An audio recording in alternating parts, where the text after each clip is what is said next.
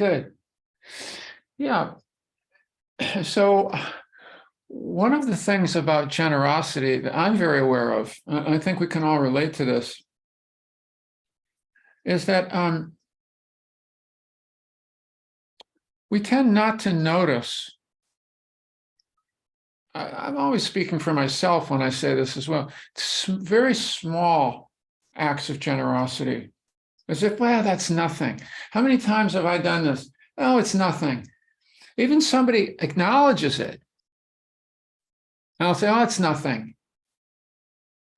And when I say it's nothing, first of all, it's disavowing that to the person who's thanking me, it's not accepting the thank you also, right? Yeah. And it's also not letting in that something happened there. Some offering happened there. What's going on there? Why would I want to undo that or make light of that or make less of that? Yeah, we don't want to make more of it either, but why make less of it? What's that about? Yeah, I wonder, is that because I got some training early on, in my own religious upbringing, that pride is one of the deadly sins, and any little even acceptance of somebody thanking me, I say, well, it's nothing really, it's just these small moments, and so much of mindfulness is about getting more nuanced, more subtle about what's going on, what we're up to, what we're offering. In this case, with generosity, what we offer, how we respond to what we offer, as well as how we might respond to what is offered to us. Yeah. And Susan will say, make much of it, or make more of it. Make more of the small moments, because there's so much of our life is about small moments of interaction. Yeah. So much of our life is small moments of interaction. And small moments of noticing, and small moments of feeling, and what do we do? What do we do in that space? In Buddhism, there's a whole cosmology. Some of you may be aware of this, of the 6 realms of being. Some of this we don't have a lot of familiarity with. We might not have a lot of belief in it. They also have belief in heaven realms. Some people are surprised to hear this. They're the God realms.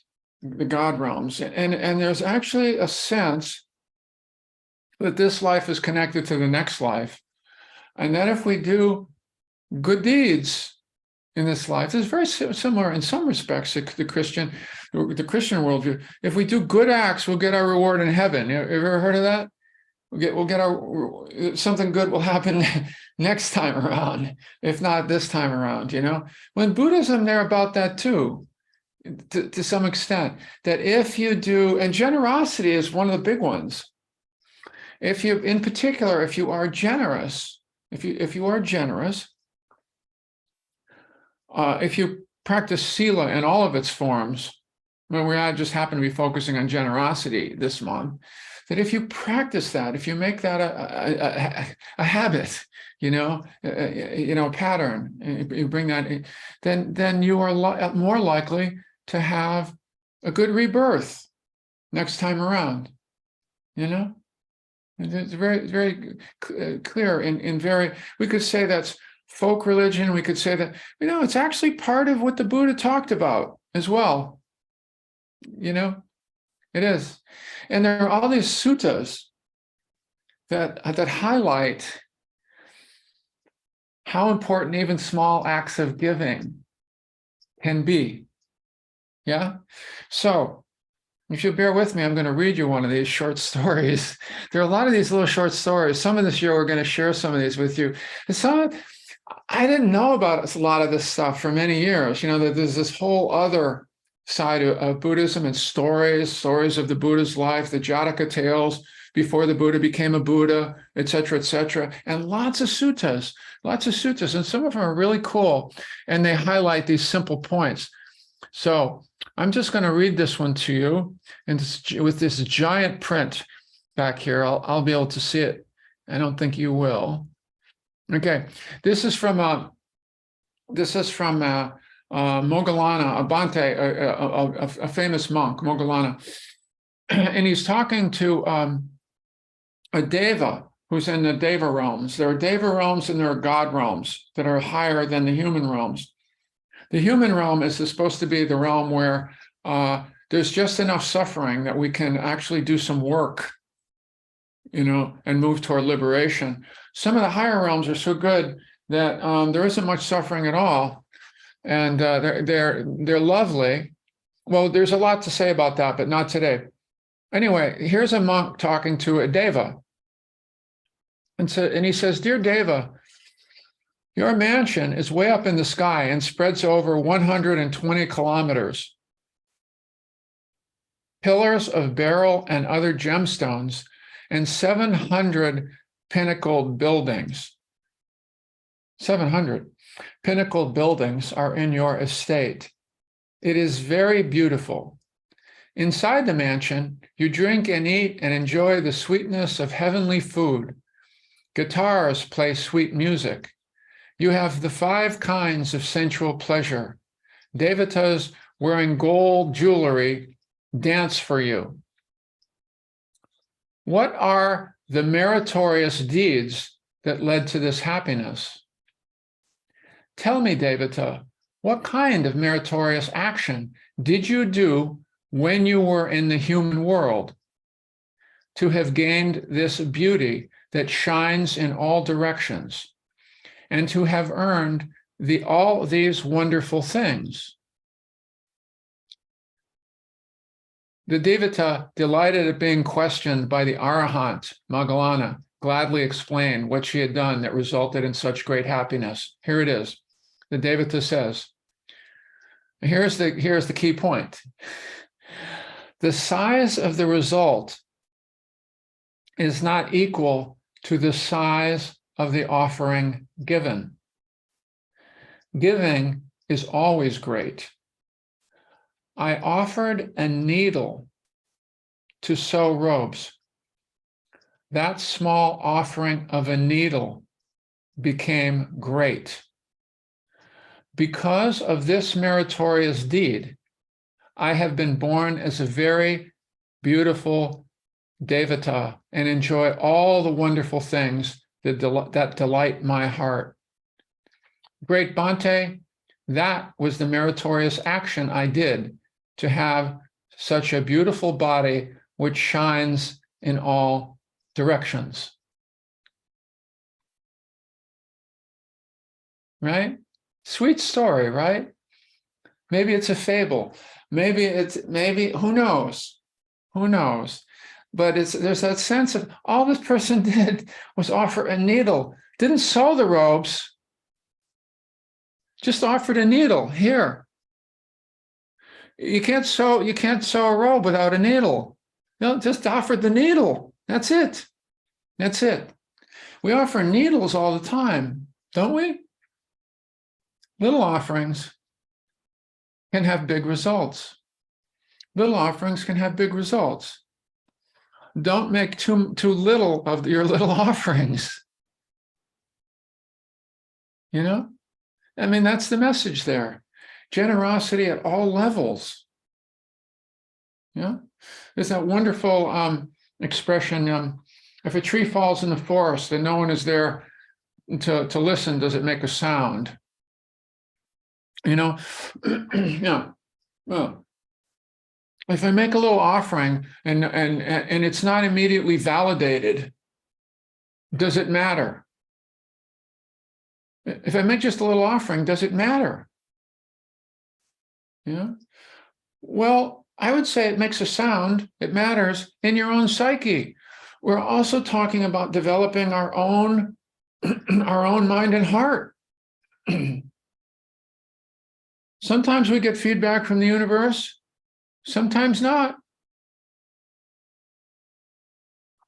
But every time we offer, it matters. It's such a simple, so many of these things in these practices are simple and profound at the same time, you know? Generosity matters. Small offerings matter. Just along the lines of what we were talking about last week, small offerings to others matter. Small acknowledgments that they're being seen. This is one small way. You know, it might be 10 seconds. It might have 10 seconds. This might be our 10 seconds for this lifetime. Maybe that matters. Maybe it matters in here. And who knows if it matters out there. You know, one of Susan's lovely expressions, I love this. Rest your heart on your intention. Rest your heart on your intention. Yeah, with generosity. It's the intention to offer, and it's also the intention to create or strengthen a pattern of giving within our own heart. Yeah, yeah. So, yeah. So good. Enough for that today. Let's open up and meditate together. Okay? Yeah.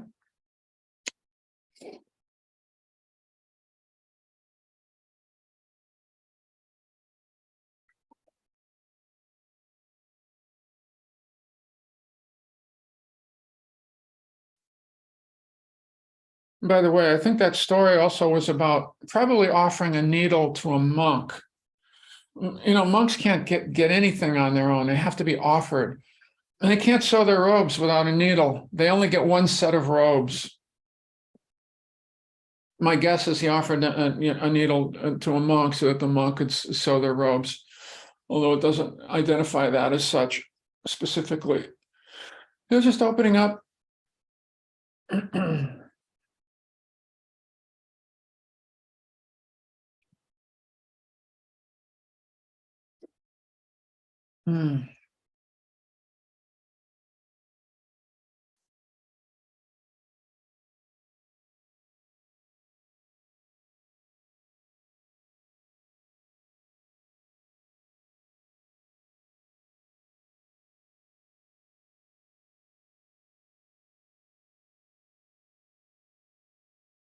Called the Needle Sutta. Yeah. So lightly closing the eyes.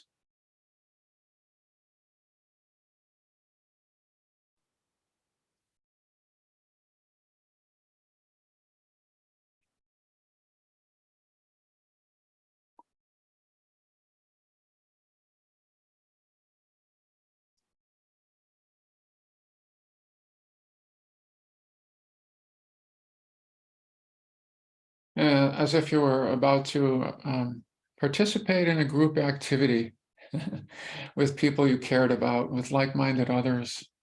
You know, there's so many of us here showed up this morning. Always warms my heart to see you all out there taking the time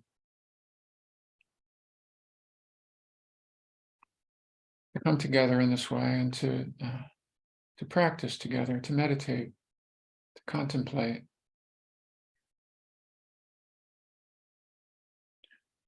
Maybe a few deeper than usual breaths, extending the inhale, extending the exhale.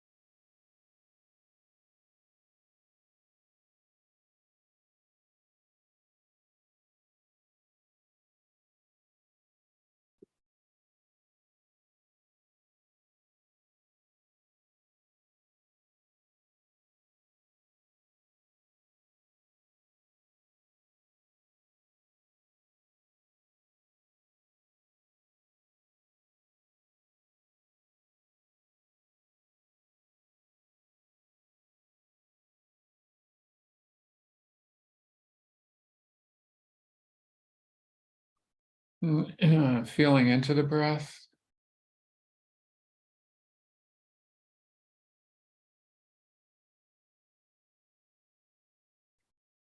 orienting toward a comfortable breath.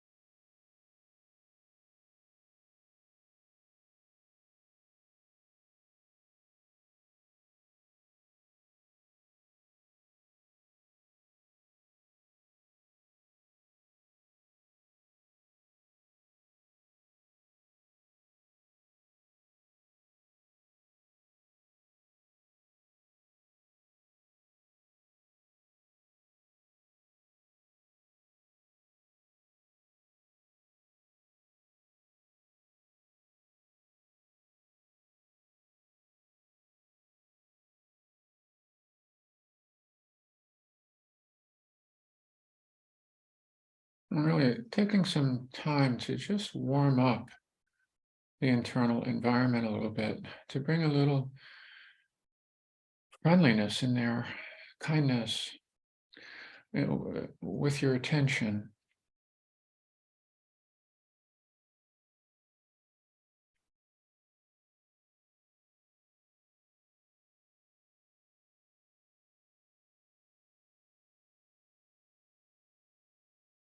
and being generous in that way, right, with yourself.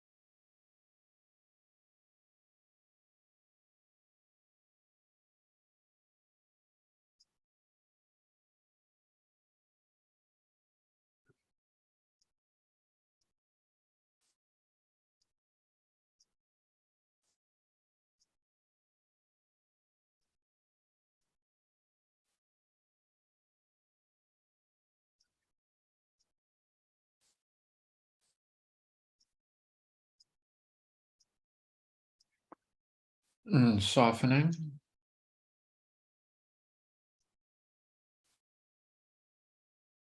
and allowing.